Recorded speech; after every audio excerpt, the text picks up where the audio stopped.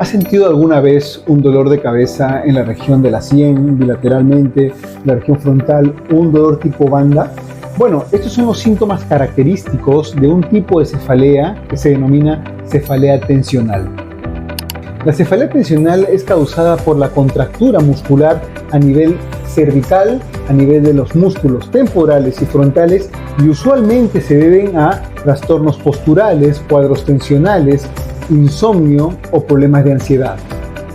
Generalmente este tipo de cefalea no responde muy bien al tratamiento farmacológico, por lo tanto hay que hacer algunas otras intervenciones como por ejemplo terapia física, corrección de postura, ejercicio de estiramiento muscular o pausas activas durante el trabajo.